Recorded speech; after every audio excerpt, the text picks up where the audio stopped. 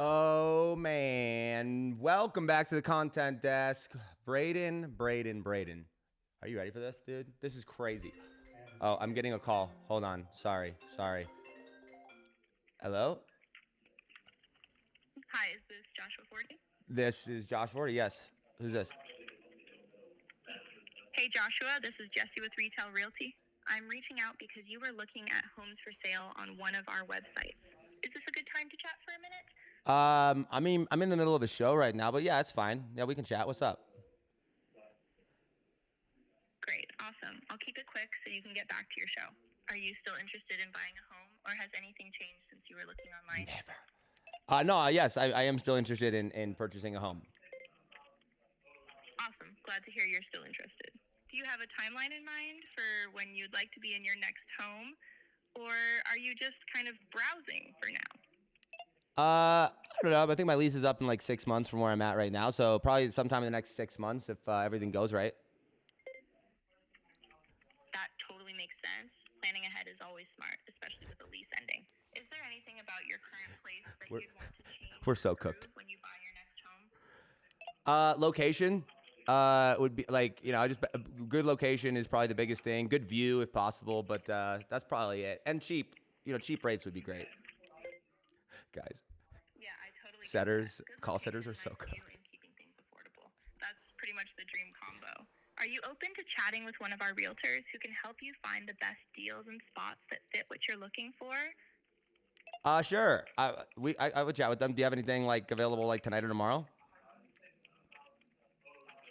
Actually, hold on. Actually, but do the realtor, like, do they help with like mortgages and stuff too? Like finding like lenders and everything like that, or is it just houses?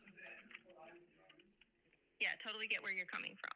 Our realtors can absolutely help connect you with trusted mortgage lenders, not just show you houses. They'll walk you through the whole process, finding the right place, getting a good rate, all of it. Would you like to focus your first chat more on the mortgage side, or do you want to talk about homes and financing together? Probably them together. Let's just get something scheduled. Sounds good. What day and time works best for you in the next few days? We're available Monday through Friday, 9 to 5, so just let me know what fits your schedule. Tomorrow at 11 a.m. All right, let me check if we can get you in for a chat with the realtor tomorrow.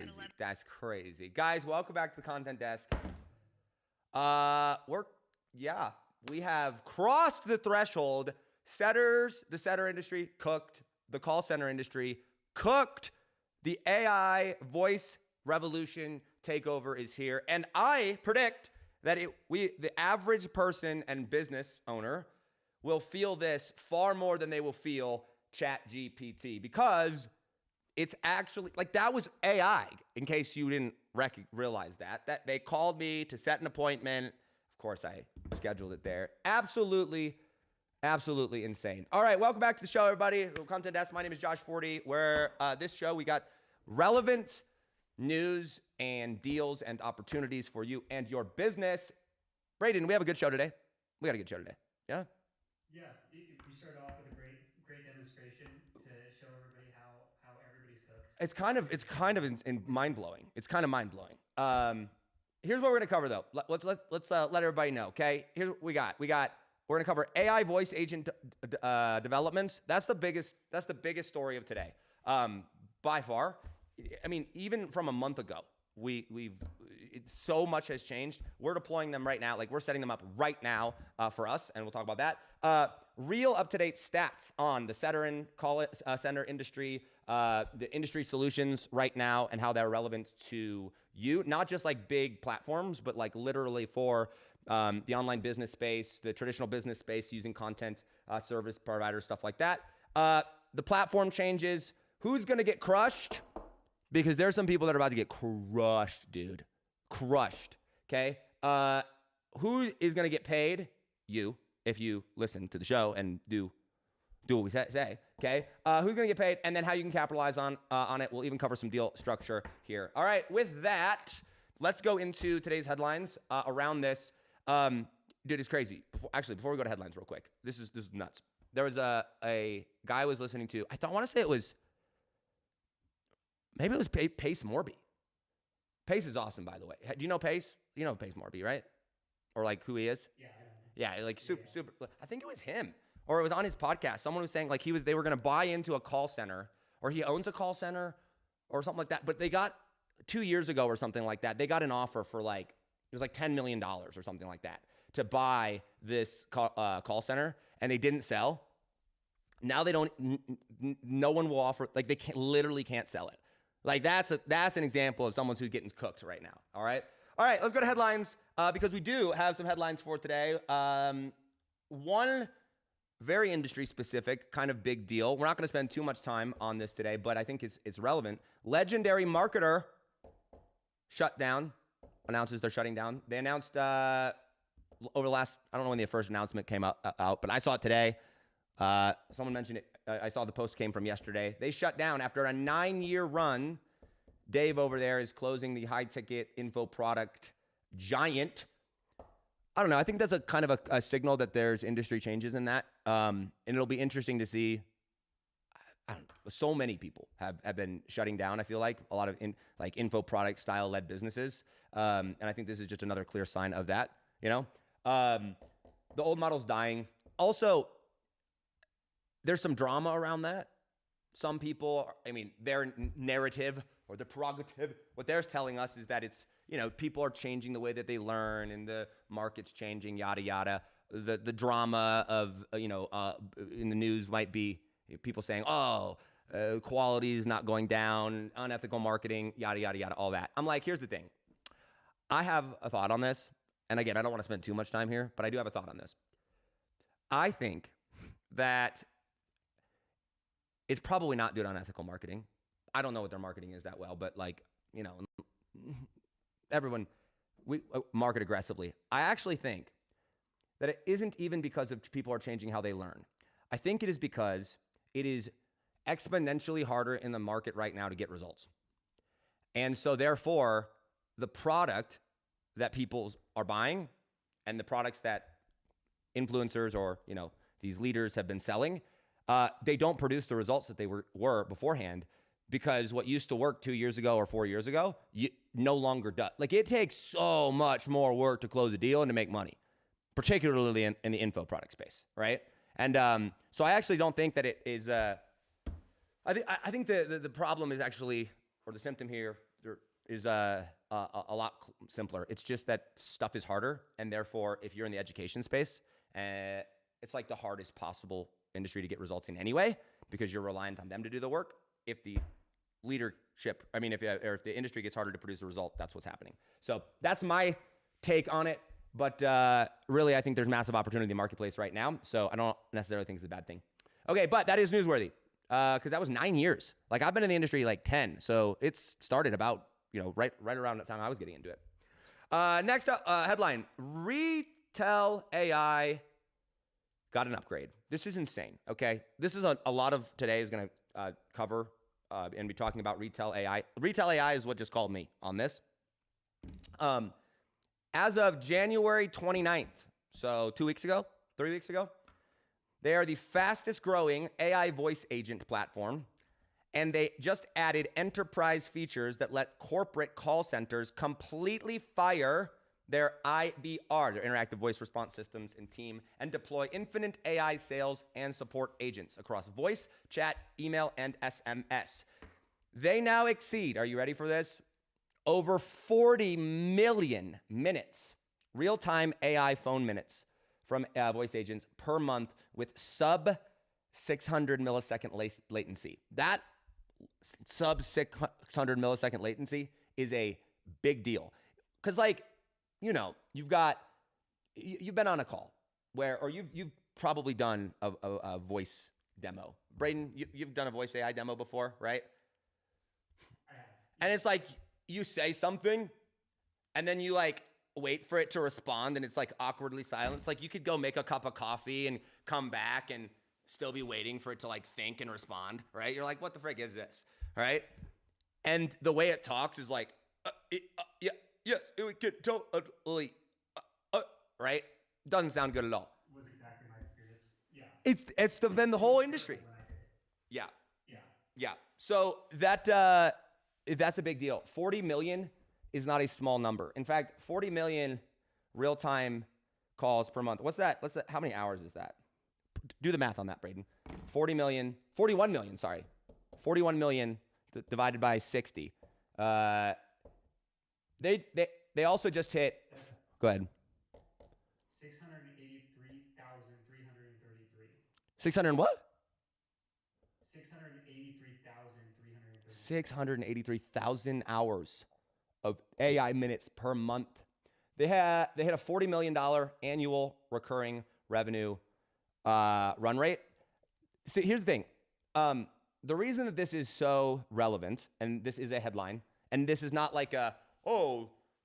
Anthropic raised his $80 billion or whatever, 30 billion, whatever it is. It's that's cool and it's relevant, I guess, but it's not really applicable to us. This is because retail is what we're using to set up ours, and what people in our industry, service providers, the $1 million business, the $3 million a year business, we can use this, and they just shot to $40 million ARR. Braden, we could start an AI company. We should start an AI company. We should definitely not start an AI company, but we could start a freaking AI company and get a $40 million ARR. It's not that hard, right? A lot of people in the industry are going to be using this, and the rapid growth is signaling a very big shift into the voice becoming usable. I think that's one of those things. Next headline: Bland AI ranked number 1 as of February 2026, the number 1 AI call center. Okay, multiple expert and roundup just named Bland AI the number 1 top AI call center software for 2026 with, and here's the crazy stat, reporting that 67% task resolution rates and full replacements of traditional phone reps for inbound qualification and support. 67%, which means that 67% of the calls that it took, it resolved completely whatever the issue was that person was calling in for, completely by AI. That number was probably 0, not 6 months ago, honestly. Okay, so Bland's another big one. They do big time enterprises. In fact, I have got their thing up here. I'm wondering if I can. No, I can't share that. But they've got tons of companies that they work with. Better, the Cleveland Cavaliers, it says, Signet Health, Corgi, Lendy, Medallion. I mean, First Financial Banks. That level of company is using Bland AI, and they were just ranked number 1, which shout out to them. Congratulations, Bland. Although retail is the fastest growing, which is interesting. This one, next headline here, this is probably my favorite or most shocking stat of all of them, if I'm being honest. McKinsey is forecasting 40 to 50% headcount cuts in contact call centers while handling 20 to 30% more volume this year. Deloitte is predicting that in the year of 2026, 25% of enterprises will be using AI or will deploy AI voice agents by end of year, and it will double again in 2027. Okay, again, a lot of today's headlines are focused on this topic of AI voice because it's super relevant and it is incredibly significant when it comes to our industry, because I do believe that this is an AI gold rush moment in a very real way, and we're going to talk about that. But I had Grok and Claude both go and pull reports. I was like, hey, give me some stories, give me some headlines from today. This is the topics that we're focusing on. They both pulled these stats separately, right? They both pulled those things up. The prediction is that the voice AI market will hit $47 to $50 billion in the next decade. That's crazy. That's like 40% growth rate. Okay, and then one more one that I think is like just to prove to you the bloodbath that's about to happen is that National Insurance Corporation cuts 200 phone reps to 60. So they got rid of 140 phone reps that they had. They reported that they're saving $9,780,000 a year. So $9.78 million a year that they just cut. And that they've replaced them all with AI agents. Real numbers, real company, a real bloodbath. The amount that it cost them to install and train the agents, they made back in 3.2 months. Not even like just over a quarter. And they had already made all their money back from what it cost to install it. So we have a disruption that's happening right now. The info market is changing. Stuff is getting harder. You have the content economy that's changing. We talked yesterday in yesterday's episode about the way that people pay for content changing with Substack. And in today's big story, you have AI crossing the threshold into usability. So today I was on a call with, on a call with a client of mine who he builds AI agents. And now I've known this guy for probably 2 years. Braden, I think you know him. His name's Adam. And he goes, dude, we're doing this AI stuff. And I asked him, for some updates on, what his offer was. And we were working on that. And he tells me this case study breakdown of one of the clients that he did recently. And he went and in the online services industry, in the education space, by the way, they went and using AI, they tripled the revenue of the business, and they got the ROAS, return on ad spend, to a 7x ROAS. That's wild, right? So he tells me this, and I go, how on earth are you doing that? And he goes, we're using AI. And I'm like, okay, I've used AI, okay? I know how to use ChatGPT. You know how to use ChatGPT. Braden, you know how to use ChatGPT, right? It's like, I can do some prompts too. I know what's up, okay? What do you mean you used AI? Because most AI is either using it to write copy, using it to create weirdly generated images, and if you are not good at marketing in the first place, AI is not really gonna help you. If you're not good at sales in the first place, AI is not really gonna help you. Most AI over the past, I would dare say, like, since ChatGPT came out, maybe Claude, definitely, like Claude Cowork was one. But other than that, those, it's been mostly overhyped, right?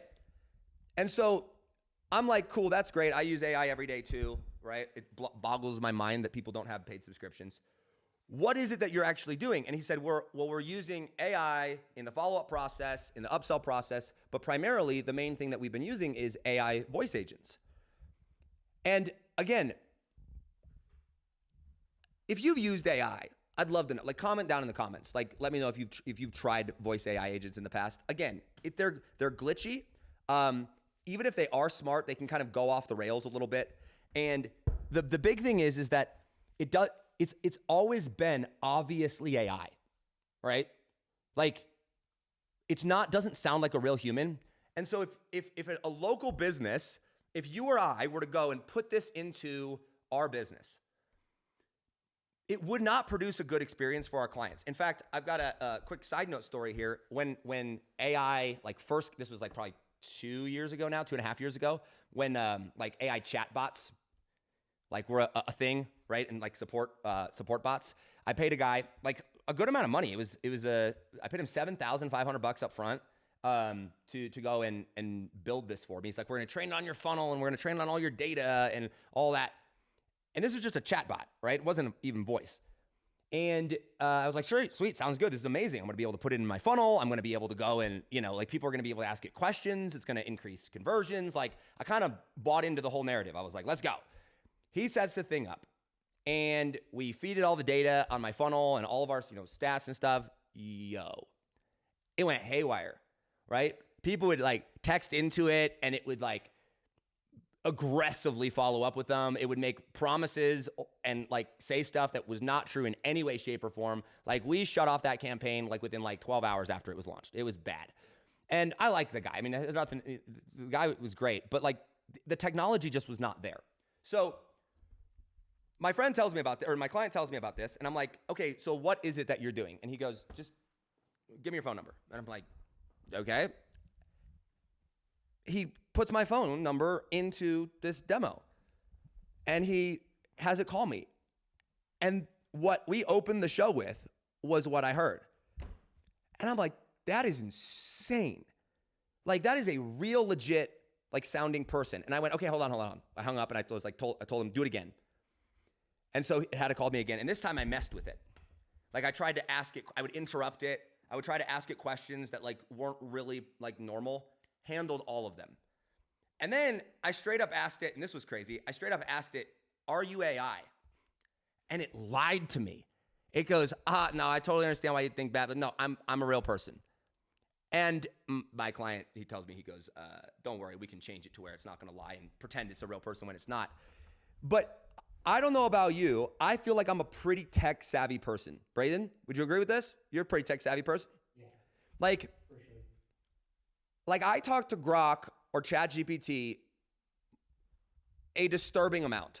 My truck runs off of AI to the point where when I go to the gym or if I want to go somewhere, I get into my truck, I hit a button and I talk to AI. I talk to Grok and I say, take me to this store, and my truck just backs out and drives itself there.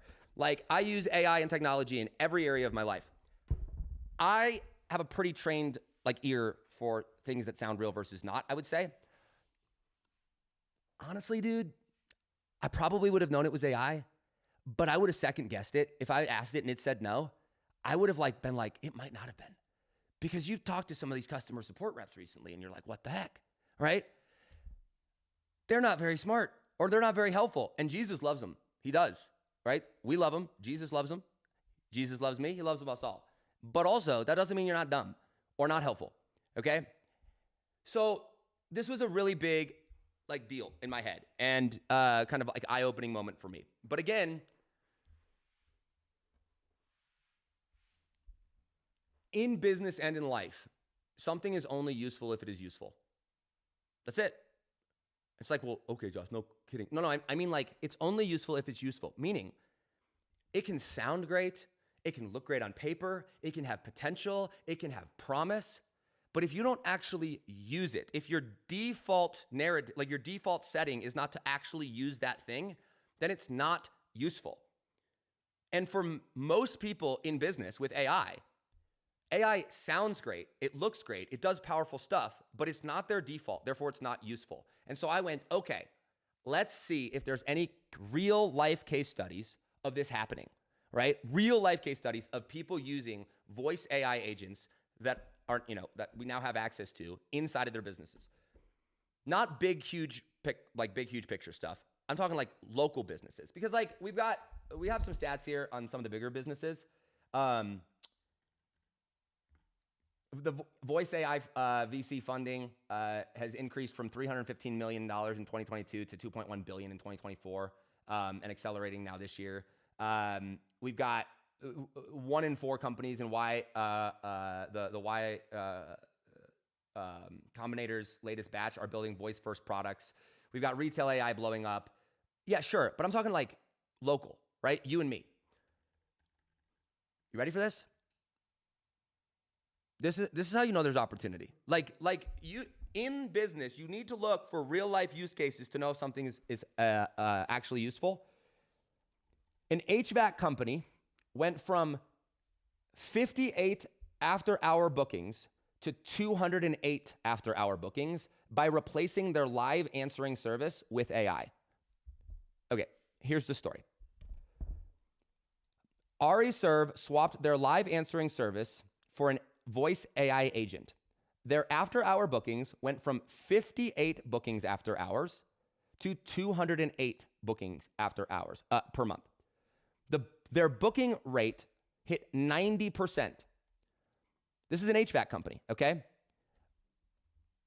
The quote from the owner said, "We used live answering for the first 2/3 of the month, and they booked 5 calls. We used it for the last an AI agent for the last 1/3 of the month, and it booked 43 calls. In 10 days, they saw an 8.6x improvement in half of the time." I'm like, that's insane. And so then I was like, well, what about simultaneous calls? Like, what if multiple people are calling in? Yup.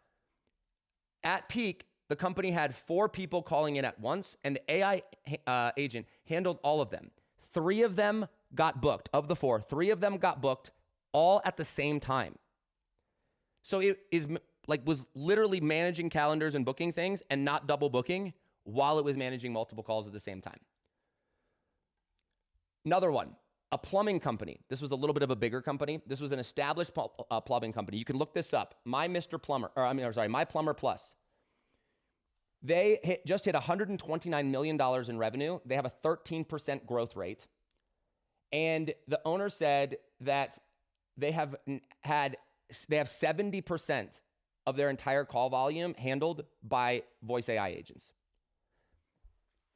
$100 million a year company has 70% of the people calling in talking to AI agents, and they're having a 13% growth rate. Okay.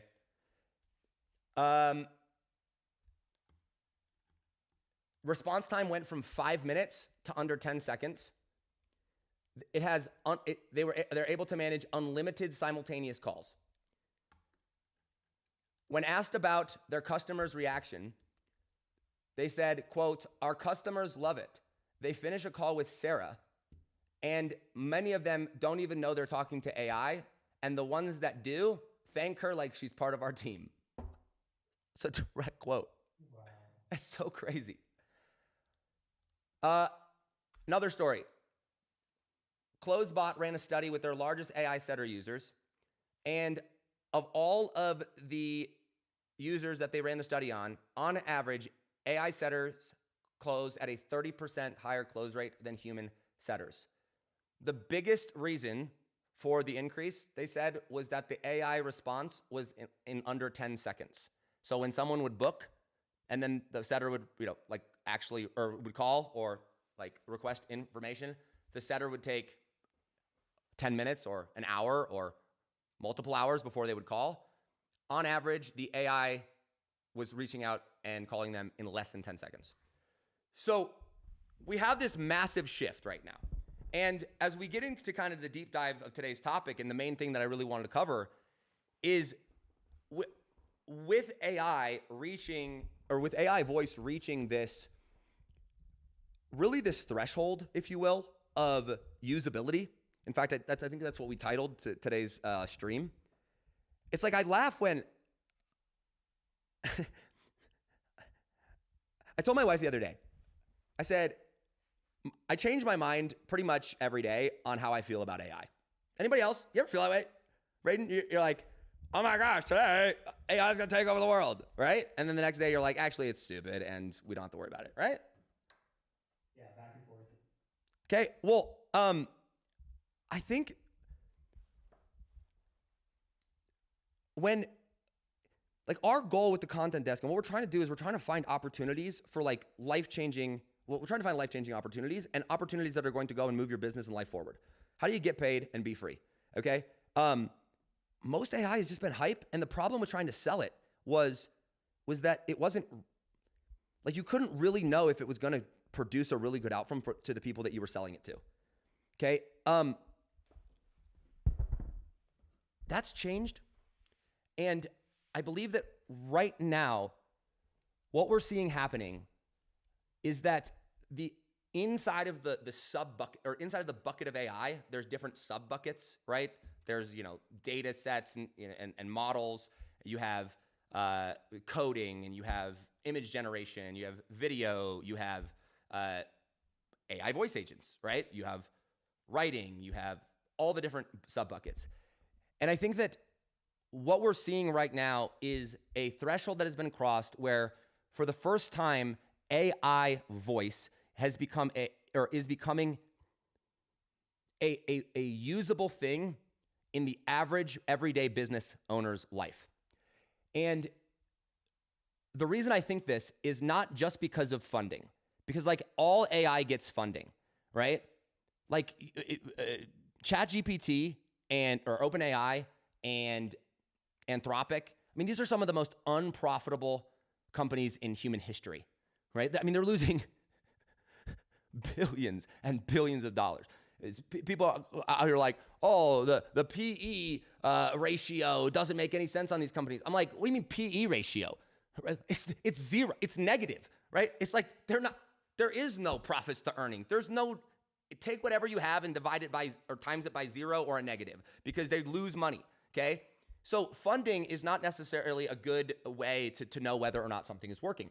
Well, if you're a business owner right now and you have a $3 million a year business or a 7-figure a year business or $5 million a year business, right? You've got a couple of employees, right? You're focused and you've been sold this AI narrative. And maybe at the beginning, like I was, or like I did, I bought into it, right? You thought, wow, AI really is going to change the world. Man, maybe there is really a lot of opportunity in here. And then you went to go and you tried to start to install it. You try to start using it in your business. And you went, well, if I'm writing some copy, it's really helpful. And if I'm doing some thinking, it's really helpful. But above and beyond that, you can't really trust it because sometimes it hallucinates. So you kind of have to fact check everything. And writing is helpful. It speeds it up. But again, you still have to fact check everything. And coding, it doesn't really get it all the way. And I was talking to my sister who works at MasterCard, and she said that the number one problem in corporate in 2025 was, when it comes to AI is no one knew how to get results with it. No one knew how to actually use it, right? And it's like, yeah, we were sold this narrative that something wasn't going to work, or that something was going to work, and it really didn't. I think that has changed because when you have companies like Retail AI shoot up to 41 million. Like, I don't care about their ARR. I mean, I do. It's cool. They're making a lot of money. Good for them, right? We like that.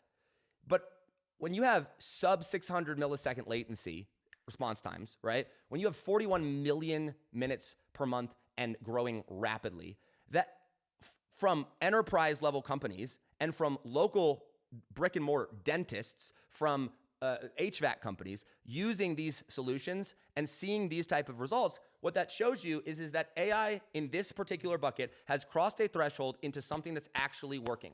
And the only way that we can know this or attest this is if you go and test it yourself. Like, should we do another phone call, Braden? Should we try it again with a different one? Yeah, is there another type you can do? Yeah, let's see. Let's do, we got receptionist, lead qualification, customer service, debt collection, or survey. What do you want? Let's do customer service. I think a lot of people would find that helpful, and you should ask it some crazy questions. All right. Too. Yeah. Because like I'm thinking this as, like I said, you're a business owner and maybe you've got setters that are setting appointments. The only metric you would look at is can I actually replace people, like real humans on my team with AI and my profitability go up, right? If you're a service provider and you're using AI or you're selling AI as a service, you're building AI and installing it for people, the only metric you're looking at is, can I sell something where I can charge a really good premium for it, deliver it into my client's business or life, walk away, and it still produces results that keeps them happy, right? And the test is, well, does it actually do what it's designed to do? So here we go. Let's try it again. This is the customer service rep. I have no idea what I'm calling for or what it's calling for customer service, but we're gonna find out. Come on. Oh, hold on. I might have typed in my phone number wrong. Oops, that was my fault. User error, not AI error. LOL. Yeah, I did. This is retail AI. By the way, if anyone wants to go try this out.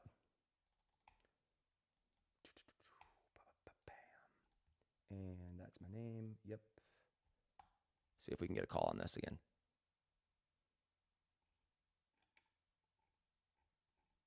Oh, maybe you can't do your number multiple times. I don't know. We'll see if it calls. I have another phone I can go and get. Well, that was super anticlimactic. Hold on. I have another cell phone. Two work numbers, Braden, because one when I want to look high status and like flex because my Cybertruck isn't enough, and one of them when I want to look low key and not flex. Oh man. It's all about the mood. It's all about the mood for the day. That's right. You know how it is. All right, we've got the number. Let's see. My number here is. I honestly don't even know my own number on it. I just got it the other day. So as we're doing technical difficulties here, Braden, see if you can. You have my number, right? Actually, let me just do this. Or just send me a text. Yeah. And I was gonna ask you your number, but we're kind of live on air, and unless you want everybody knowing your number, then that would not be a good thing. Probably not that. Okay, cool. Here we go. Okay, I have the number now. So let's try this one. Enter information. We would like to receive a customer service call, and we would like it to be at this number right here. And the number is +1 720. That's all I'm going to tell you. All right. How many tries till we get it right? It's probably like a million. Watch this like we had crashed it or something. That'd be so funny. Huh. Interesting. Not getting the call. Maybe it's down. Well, this goes against my whole narrative of the entire stream. Well, you saw it at the beginning. And it might be because I already did it. I don't know. You might not be able to type in multiple, but you can try it out. So you have this landscape that is changing where AI, like investors and people in the AI space, particularly business owners that are using or wanting to use AI, are no longer, I feel like they're just no longer impressed, if you will, by the word AI in something. Oh, we use AI. Like I bought a TV. This was like a year and a half ago, probably. Maybe not quite that long. Maybe a year ago now. I bought a TV. And on the box, it said, whatever size TV, 4K, quantum AI. And I'm like, that sounds cool. I'm going to buy that one. And I did. I don't even know what that means. Like, what do you mean quantum AI, right? That used to be something that was impressive. You put AI in the name of something and that was enough. But like the market has wised up. And so when you're looking at pure cost of things, it's like, okay, I'm only going to spend money on something if it makes me more money and if it actually works. Well, here's some numbers. On average, human call cost $7.16 on average per call. So in a call center, if you have a call center with 100 people in it, you factor in their wages, their whatever you're paying them, the amount of calls that they can do, overhead, all of it. A human call costs $7.16. An AI call costs between 30 cents and 50 cents per call, depending upon the platform that you use. So some basic math here. That's like 90% reduction, over 90% reduction. If it works, people will switch to this. 11 Labs raised $11 billion. Retail AI is at $40 million a year run rate. Bland AI is now the number one AI company for this. Nuo.ai. Ooh, this one was interesting. Nuo.ai got, where was this? They raised $25 million for AI receptionists, specifically for dentists, restaurants, and home services. They have now deployed 15,000 agents just inside of Nuo.ai alone. So that's what's happening right now. Is we're seeing this shift to where beforehand it was chat interface. Now we have a new opportunity, something that's actually working, at least it appears to be, in the AI space. Well, what does that mean for you and I, Braden? Okay, well, actually, yeah, what does that mean for the industry and you and I? Well, that means that there's gonna, with change, that means there's some people that are gonna get crushed. If you're a business owner right now, you need to know whether or not you're about to experience a bloodbath or whether or not you are sitting on a goldmine opportunity. And if we look at the data,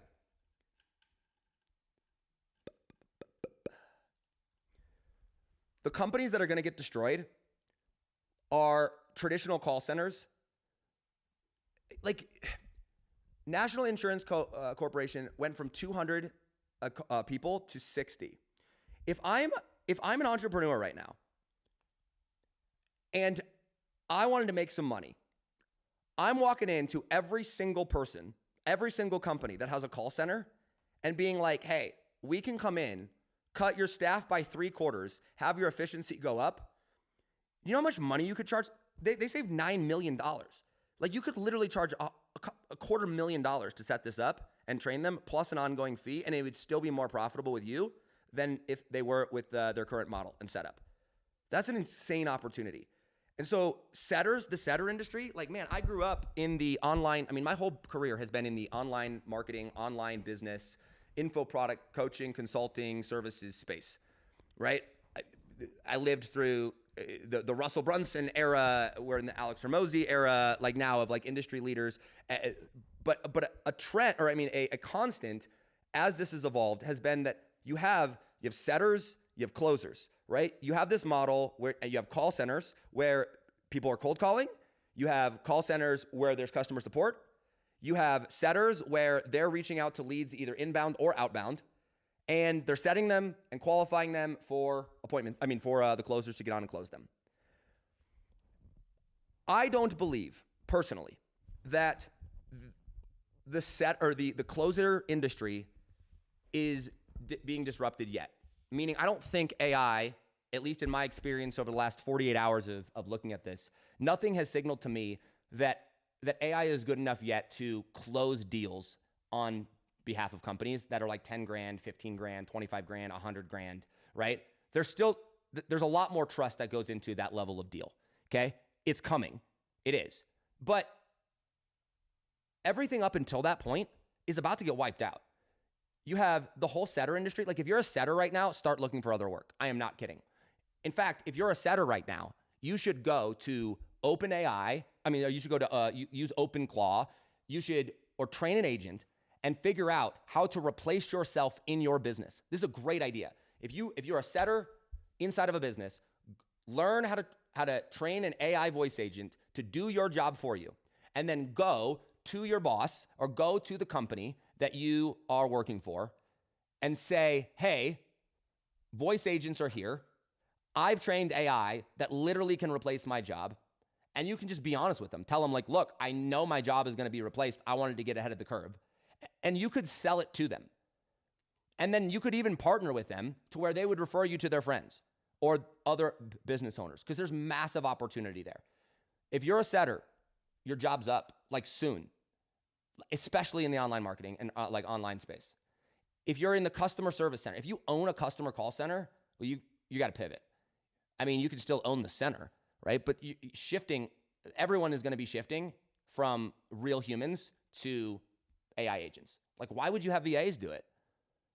Like, I have no problem with using overseas talent. I think, they're just as human as we are, right? As long as they can speak the language and, do a job well, amazing. I'm all for it.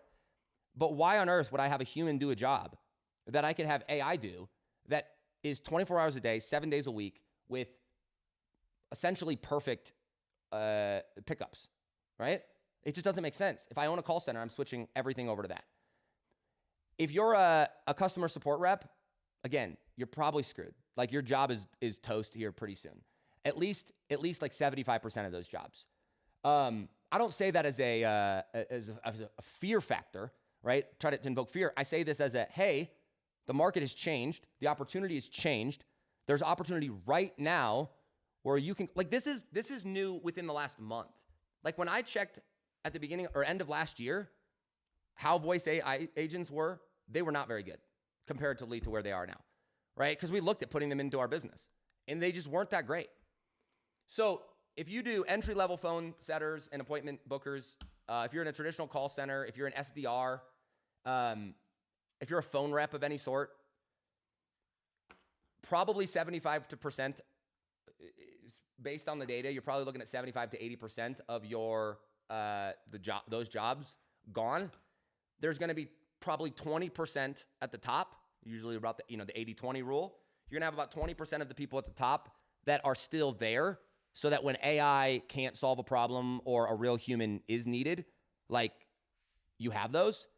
But I would imagine that the shift you will see even with that is you will go from being someone that's on the phone to being more of a manager or an overseer of the agents, right? And the trainer of that model. So those are going to get destroyed. And if you're any business that's paying $25 to $40 an hour phone reps, what are you doing? Switch?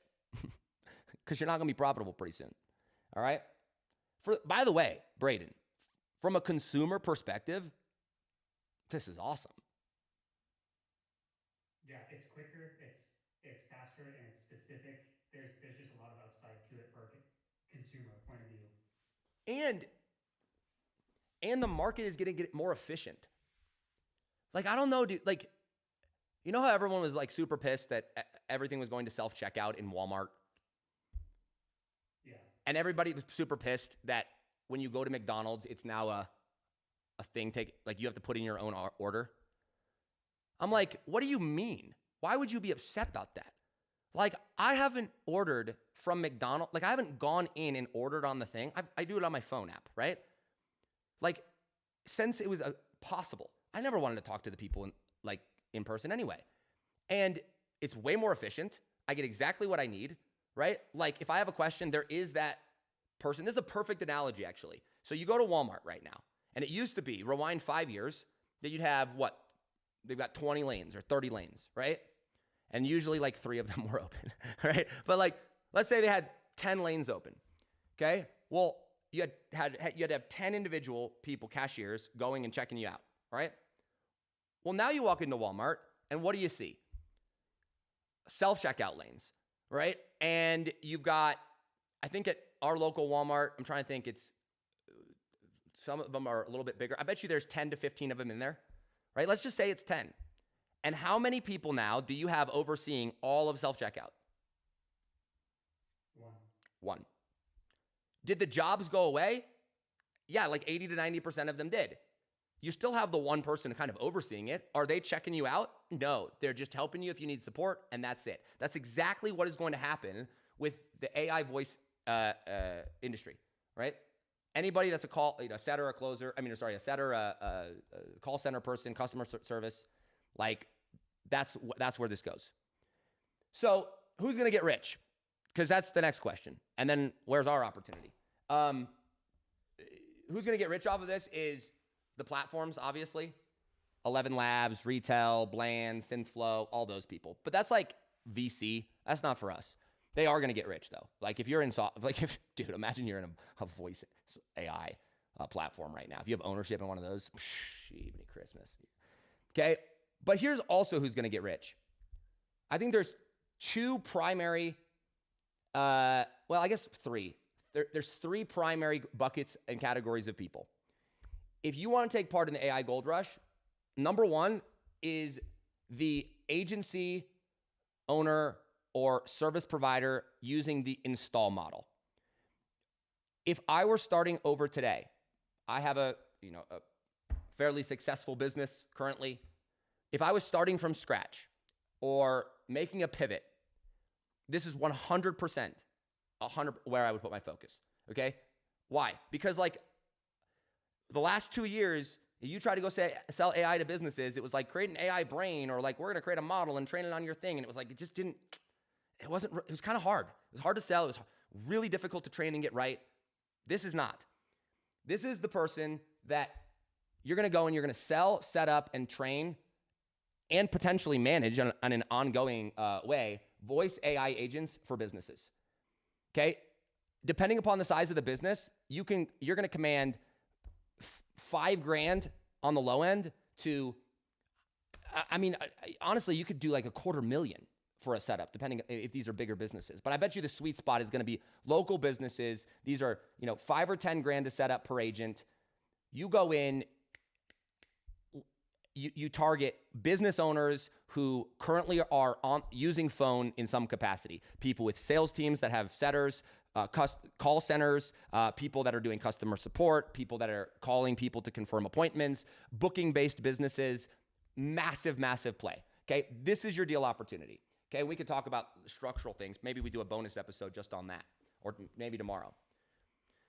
You set it up, you put them on a platform, you figure out your billing structure. Some people, it's just some platforms will do a flat fee, right, of like $300 a month for unlimited or $500. Some of them, do by the minute. You figure out which model works best. You white label it under your own brand, and you can make millions of dollars. This is an easy, you could side hustle this right now and probably make $300,000 to $500,000 next year doing this on this, if you really put your mind to it. For sure, a 7-figure business.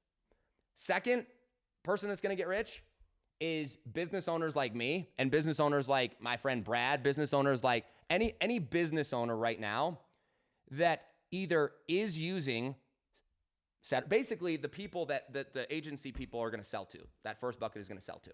Okay, you have setters, replace setters with this. You do customer support stuff, replace it with this. You do calling, booking confirmations, replace it with this. What we're doing in our business, we don't have setters. We do a lot of like live events. So we do, run workshops, challenges, things of that nature, and then do applications off the back end. And so we've been fortunate to not have to do a lot of setters, and it just hasn't been worth the headache. It is now. We're gonna install these into where whenever someone buys a ticket, they buy a $27 ticket to come to our virtual event. Or they buy, a $100 ticket to come to one of our challenges.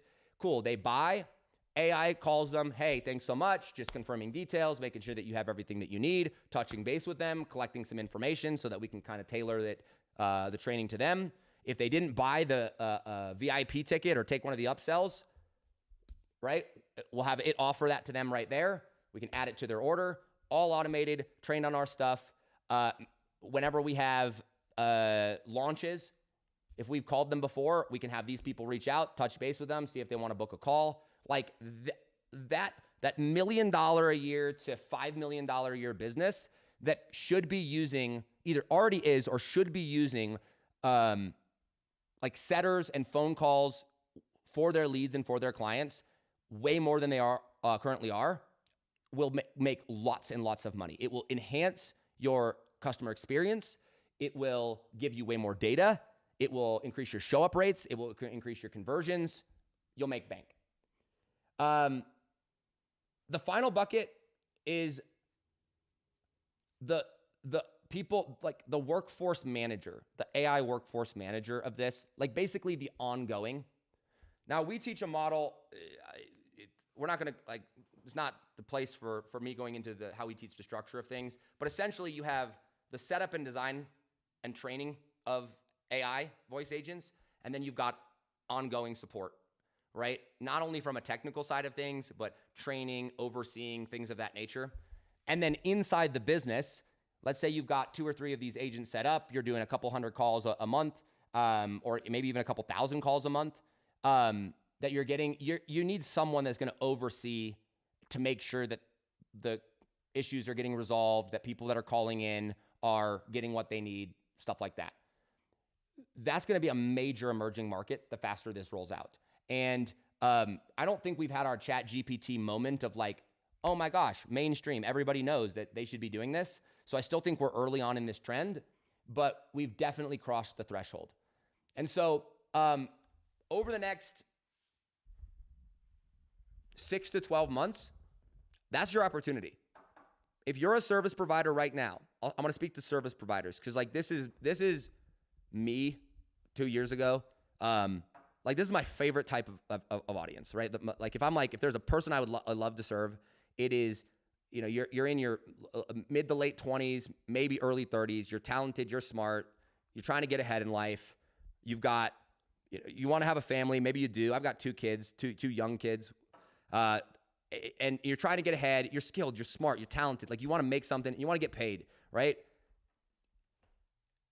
Whatever skill that you have, if you aren't crushing with it, like if it is getting exponentially more difficult to sell whatever it is that you're selling, if you're wondering where the opportunity is, if you're wondering where your Facebook ads of 5 years ago or 10 years ago is, if you're wondering where your $1 million play is, the one that's going to put you in a different tax bracket and pay off your debt and allow you to be set financially moving forward, this is your opportunity. Okay? You learn how to set these things up. And I want to be very clear, you got to be good at it.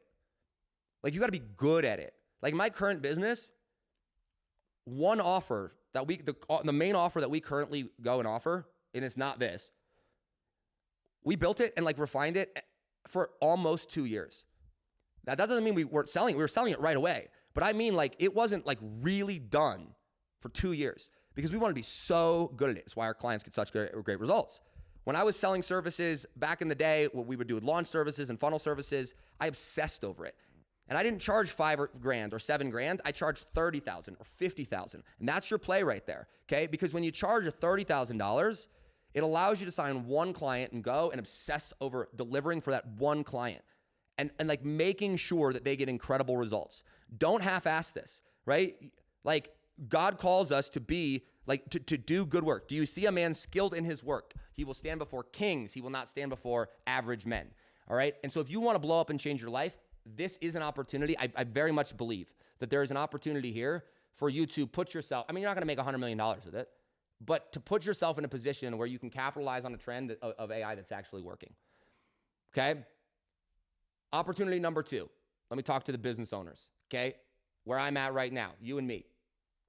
You've got a team. Maybe it's a big team. Maybe it's a small team. You're established. You know what you're doing. You primarily, I mean, I work with clients. A lot of the people that I'm speaking to here are client-based businesses. And there's a lot of noise in the industry right now. There's a lot of noise.